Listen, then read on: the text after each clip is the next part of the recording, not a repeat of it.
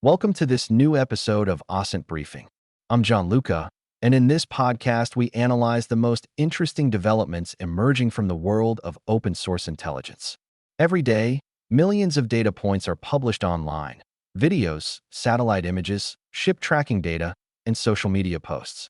And very often, it's precisely this public data that reveals events governments do not immediately disclose. If you're interested in OSINT tools and analysis, you can find more content on my website osintinvestigate.com. Today is March 13th, 2026, and these are some of the most interesting stories emerging from open source analysis. Attack identified through OSINT analysis. Let's start in Russia, near the border with Ukraine. In the past few hours, several explosions have been reported in the Bryansk region. At first, the information was unclear, but OSINT analysts immediately began examining content published on social media. Videos of the explosions, photos taken by residents, and satellite imagery were geolocated and cross-checked. According to these analyses, one of the sites hit may be an industrial facility linked to the production of electronic components, possibly also used in the military sector. This is one of the most interesting aspects of modern OSINT. Even without access to classified sources, it is possible to reconstruct many events simply by analyzing publicly available data online. The problem of AI-generated satellite images. However, while OSINT tools are becoming increasingly powerful, a new risk is growing as well: AI-generated disinformation. In recent days, a satellite image began circulating online showing a military base completely destroyed somewhere in the Middle East. The image looked real. Plausible coordinates, consistent details, correct shadows. The problem is that it was entirely generated by artificial intelligence. This type of content represents a new challenge for OSINT analysts. To verify these images, it's no longer enough to simply look at them.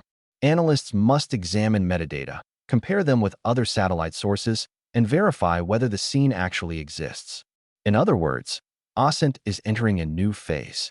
A battle between verification and technologically driven disinformation. Ghost ships and the shadow fleet.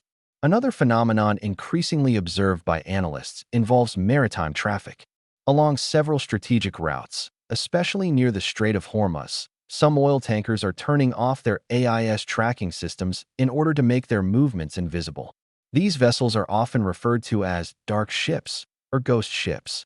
The goal may be to avoid international sanctions, hide the origin of oil, or bypass commercial controls. But this is also where OSINT comes into play.